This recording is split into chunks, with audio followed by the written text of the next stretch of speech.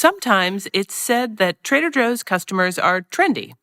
Some are, of course, but I don't think that's what brings them to Trader Joe's. Trendy? Nah, I'd say that they're adventurous, that they enjoy the treasure hunt, discovering new flavors and new products from around the world or around the corner here in America. Case in point, new plants and flowers, new plant-based foods, and other new plant-based stuff. Are you ready? From the Trader Joe's mothership in Monrovia, California. Let's grow inside Trader Joe's.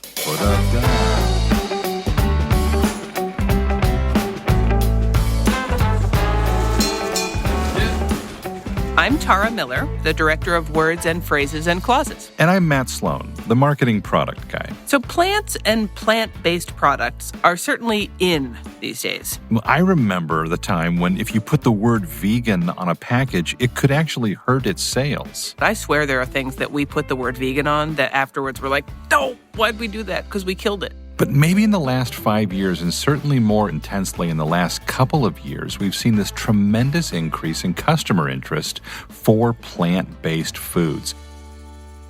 We have a new guest on the podcast today. I am Amy. I am a category manager of a few different categories within our store: deli, fresh beverage, and meat, meatless, and seafood in the frozen set. You handle a lot of plant-based things that are kind of obviously plant-based, right? Like the juice shots, for example. You also manage what we call these meat analogs, the turkeyless protein patties and the protein patties that don't say beefless, but that's kind of implied, right? There's been huge growth in the meatless set. These new iterations of products are really going after the flexitarian customer, and as people are looking for ways to have a healthier lifestyle, improve, their overall general health, but then a better impact to the environment, are incorporating meat-free days. There's meatless Mondays and those sorts of things. So these products really target customers that want the full meat experience, but just a better version of it. I'm going to have a sweatshirt that says a better version of the full meat experience. Please don't. I know, yeah. It's implied. Did the two product types, classic meat or now new meatless, does the product development sort of inform one category over the other? Like, we got to have a meatless bacon because we sell so much regular bacon? Or does it work independent of what sells well in the traditional meat category? That's a great question. The new products that we're developing are a specific target to what does well in the meat or seafood set, or chicken, for example. I mean, great tenders, new sausage product that eats differently than our older, or I should say first generation sausage links that we have.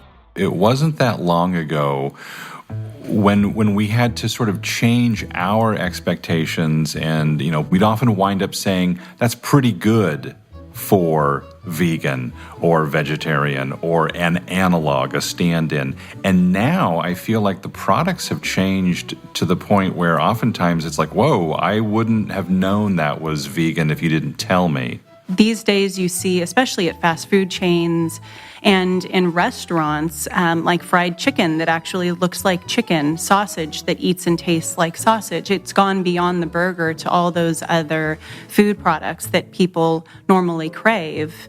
And to get that texture and bite, it's really a lot more complicated than most people assume. Otherwise, it tastes rubbery or it doesn't have that richness and doesn't cook the same, too. That's been something to keep in mind, that some of the proteins remain raw looking as opposed to really cooking and having the char and the grill so that you get that full experience, not just the flavor, but the texture and the presentation of it. You don't have to give up your burger to have something plant-based, right? You can still enjoy those comfort foods.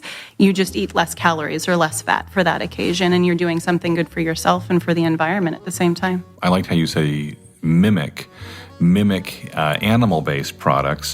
What's sort of a holy grail product that you've not seen yet that you're interested in having developed? Bacon is one of them, but then also a range of charcuterie. I have yet to really try anything that does well as far as texture and flavor. It's kind of more rubber. Which is a plant-based material, actually. So it could qualify. 15 years ago, I wasn't interested in picking up something that said vegan because experience told me it wasn't going to taste very good. Agreed. Things taste good now. Oh, they absolutely do. And even beyond just the meatless items, the dips and dressings and whatnot with plant-based cream cheese. I mean, you would never know that you weren't eating a full cream cheese product. It tastes, it has the same mouthfeel, the same flavor profile. The dips are that's an interesting topic because we've approved a number of them recently. Yeah? We have. We're very excited that we have a tzatziki and a caramelized onion as well that'll launch in 2021. And within panel, I want to say everybody agreed that they actually tasted better or the same as the full dairy version. So you'd be hard pressed to differentiate them in a blind tasting. I don't think you could necessarily tell. What else in the world of plant-based stuff is top of mind for you, or interesting, or things you're looking forward to? Or I'm looking to do more work on the seafood side. We don't have options yet within our stores for a plant-based seafood product, but there are crab cakes out on the market, or scallops or tuna replacement. So really looking more at the seafood to make sure that we've covered all of the proteins that customers are familiar with and bringing in the best versions of those. We have every single meal covered. We have breakfast options with links and patties. We have burgers for lunch, or even replacements for something as popular as our orange chicken. So we've got a full spectrum so that you don't have to pick and choose which meal. You can really incorporate it throughout your day or your week and really find what you're looking for. 10 years from now, it will look completely different again. When you can mimic those flavors and textures that people really love to have as part of their diet, then they can feel freer to say, okay, I'm going to have less meat in my diet. I'm not going to become a complete vegan or vegetarian, but maybe this day I won't eat meat and this day I will. Absolutely. And I think it's becoming almost cool to say that you eat plant-based, that it's becoming more acceptable, more understood. People are trying new things. So protein patties, the sort of beef analog protein patties, the texture is a little too soft for me for like eating on a bun. Texture is a really big part of something being delicious or not, even though it's not a flavor. Mm-hmm. I think one of our items that we've really nailed on texture is the Meatless Meatballs. Mm-hmm. It's one of my family favorite items, and we use it as a substitute in spaghetti all the time as just a way to swap something out that's quick and easy, and then add some shredded carrots, and we've got plenty of plants, and it's lower in fat and calories than the meat version that we sell as well, and you would never know that you weren't eating a meat. I mean, I think they're really great tasting meatballs, but you're not super focused on, is it a perfect replication of the meat version, because there's so many other flavors happening. Yes. And the texture, I think to the point you just made, Matt, the texture of those meatless meatballs in the freezer case is perfect. They are perfectly meaty meatballs without having any meat in them. Without the meat. They're my personal favorite. We love you just the way you are, Meatless Meatballs. Amy, is there anything else that you want to share with us? I think one of our understated stars is the beefless ground beef that we have, which is a great substitution for bolognese sauce, sloppy joes, because you're adding seasonings and sauce and you're really using it as an accompaniment to a different dish. You can do so many things with it that it's an older generation product for us that has very versatile, and it's really quick and easy in meals. I mean, I've got kids and I like things that are simple and easy to make, and that's one that I think goes very well. Are we looking at larger sizes for these things? Because I feel like a lot of times these things are like in 8 to 10 ounce packages as opposed to a pound. We are, and we've done that with the new burgers and patties that we've brought on, but we're also looking at some additional flavor profiles and meat items for the frozen section, where we're going to bring them in kind of in a pound similar, so that again it's more similar, not just flavor, texture, look-wise to meat, but a packaging and usage format that somebody is looking for their dish and serving size. Amy, thank you so much for coming in and talking to us and taking the time. We really appreciate it. Thanks for all the great work on this stuff, because it's really cool to see it in stores, and I know it generates a lot of excitement. It does. Thank you, guys. Are we recording already? So let's try it. We're doing a taste test of our ground turkey made into turkey burgers and our hamburgers, and tasting it with our turkeyless protein patties and our regular protein patties, which approximate hamburgers. Matt and I were just curious to see how those things stack up against each other. I've already started eating. So. Yeah, okay. I'm starting with the turkey burger, Me the too. real one. compliments to the chef because it's pretty good. Okay, so right away the texture and the color of the vegan turkey patty. Excuse me, oh my God, hiccups already. That didn't take long. So the texture on this turkeyless protein patty is really similar to the turkey burger. I have hiccups, I'm sorry, folks. Yeah, it has sort of a different mouthfeel, a little bit drier, but not dry. Right, and it has sort of a crunchy exterior from the grill, so I'm sure if you cooked it on the stovetop, it wouldn't be quite so crunchy. But I kind of like that textural change in there. Mm-hmm. I'm going for the hamburger.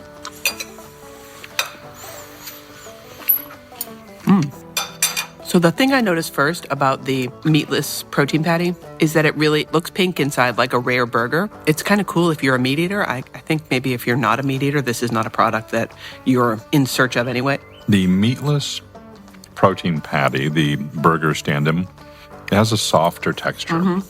So you sort of get that soft texture coupled with smokiness, like it has a char-broiled kind of flavor. Yeah.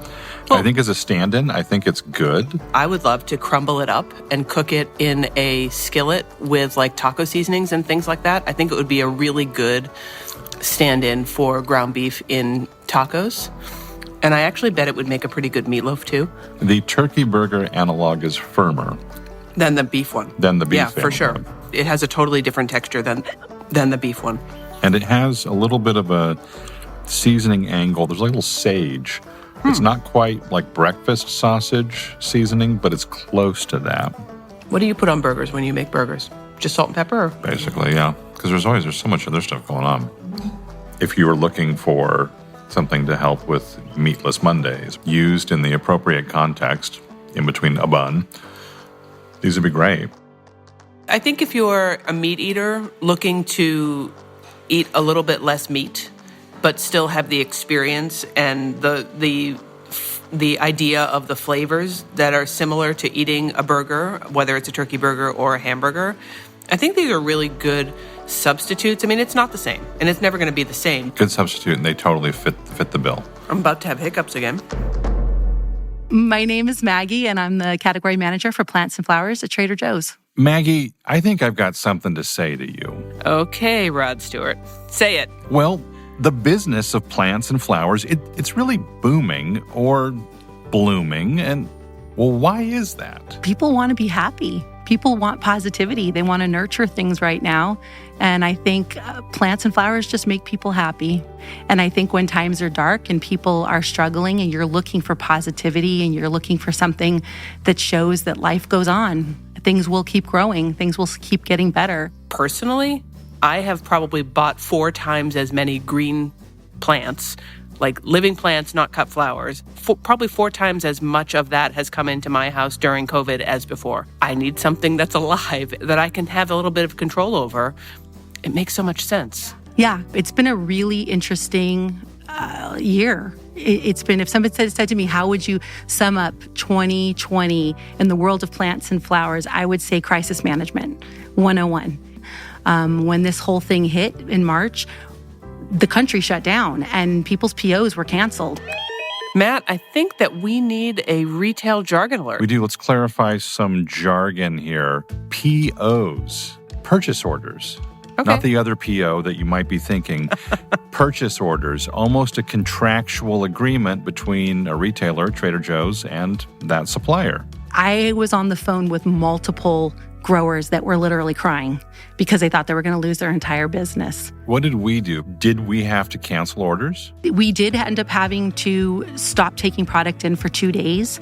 There were a lot of retailers that had a conference call with 200 growers and said, cancel all POs for the next 2 months. We're not taking anything.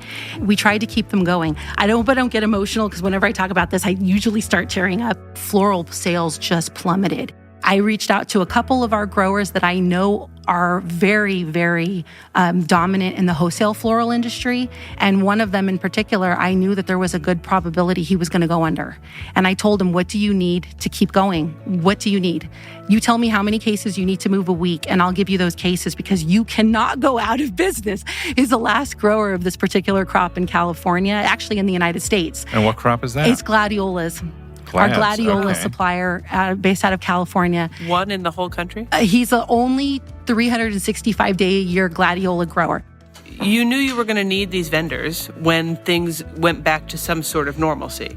And if you just let them fall off a cliff, then, well, you wouldn't have them. So you need to maintain that relationship, Absolutely. right? It's good for them, but it's also good for Trader Joe's. Absolutely. And how tragic would that be if that was the end of the last gladiola grower in the United States? I want my children to be able to go into a store and see a gladiola and know what that flower is.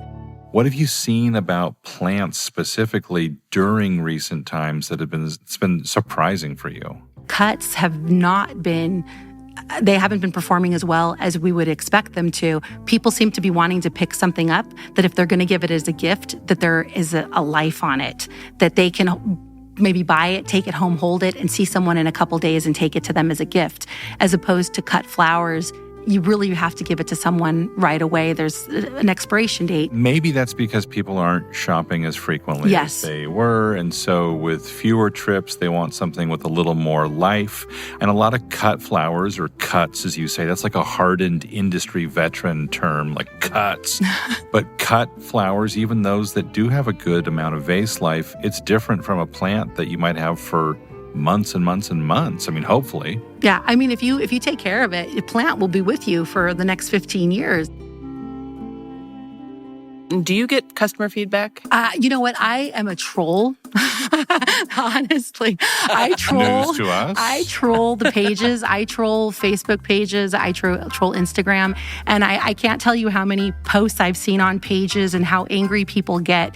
They get frustrated and they say, you know, the supermarkets have killed the floral industry, and they get angry and they get upset. And then you look at what happened with COVID, where the entire floral industry, pretty much as a whole, for a matter of time, wasn't able to bring in flowers. Wholesalers were forced to shut down. They weren't considered essential business. So you have a grocery store that's able to keep these guys afloat. We need to recognize that there's a place at the table for everyone. There's a place at the table for your local florist. They'll do things with flowers that are out of this world. What we're providing is something different. We're providing beautiful flowers for people to enjoy in their home that wouldn't otherwise necessarily be going to a flower shop. We're making flowers affordable for people to enjoy. I just received a couple of alerts that after we wrap this up, I need to go back and review artwork for some grow kits. Tell me about these grow kits that I have to go check out here. We see more and more of a trend where people want to be involved in nature, and especially with the kids at home, and wanting to have activities with them. And I thought it would be really fun to bring in these grow kits where you can grow your own lavender. We have a poppy kit that's going to be coming out. We're doing a dahlia where you plant the dahlia in the growing medium and your kids can grow a flower. We have a sunflower kit that you can plant up that sunflower and your kids can have their own little sunflower grow. I think if you follow the instructions, you can be successful, but you never. And that's another one. Matt can goes. be successful. Matt always tells me, you don't want people to feel like they're the one who is not the failed. green thumb. Yes, yeah. that would be me. So I will follow the instructions and I will report back. Yeah, we try to do things that the common man can be successful with. And speaking for them, we appreciate that. I think that this is something that a lot of people don't realize. Trader Joe's gets fresh flower deliveries, whether it's plants, flowers, whatever, 7 days a week. I don't know of a single retailer in the United States, and I could be wrong, there could be somebody out there that does, but I don't know of a single other retailer in the United States that gets fresh flower delivery 7 days a week. So we move an absolute massive amount of flowers just because we're known for our freshness. We're a retail business and we're obsessed with selling. We exist to sell. And that obsession is great news for people shopping in our stores because we're interested in selling it, not in having it. Right. You might not remember that, but you said that to me in my interview. And I remember he said, we turn and burn. And I remember when he said that to me. Did I not say turn and burn? You didn't say turn and burn, but I remember thinking to myself, he's talking about turn and burn. He said, if we can't sell it within one business day, it does not belong in our stores. But I do know that during those times when we have had a lot of excess flowers and excess plants in the stores, that our neighborhood shares partners have been just extraordinarily grateful for being able to give that little bit of life and vibrancy to their clients that they serve as well. So folks who are visiting a food bank who maybe have never visited a food bank before, or folks in nursing homes who are not able to have regular visits with family as they're used to. There's a lot more flowers and plants coming to them from Trader Joe's. I don't think people can ever look at flowers and not smile. I mean, even if you didn't want to smile, it's kind of hard not to smile. Maggie, thank you so much for coming in and talking to us. No, it's been a pleasure. And really great. I'm grateful that you guys asked me to do it because I don't think very many Instead people... of you just barging in here or what? When she sent me the email, I was like, of course, I love to come and talk to you guys. Jack, when was the last time you visited us here at the mothership in Monrovia? I think it was just about a year ago. Everyone's been traveling a lot less lately, but through the miracle of online meeting technology, we're still able to see you from the other Trader Joe's mothership in Boston.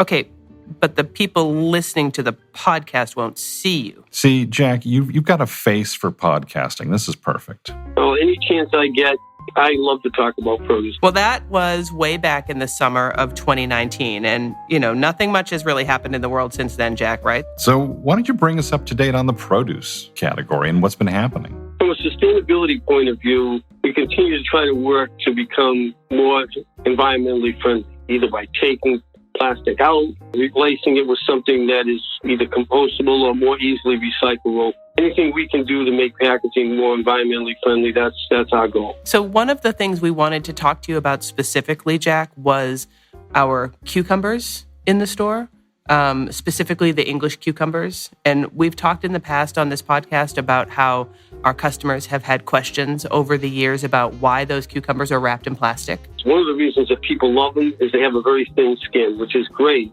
They tend to dry out really quickly and shrivel on the end. So we've always needed to have a plastic wrap. So what we've done is we've come up with a plant-based compostable wrap. It's not as clear as a plastic wrap, but you can still see the cucumber. A little bit of visual clarity traded off for a plant-based, home compostable material, if I heard you correctly. So that's something that doesn't need industrial composting to break down.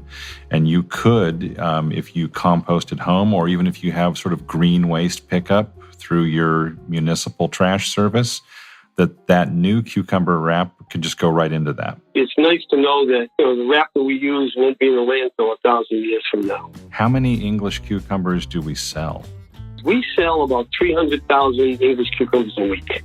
That's over 15 million a year.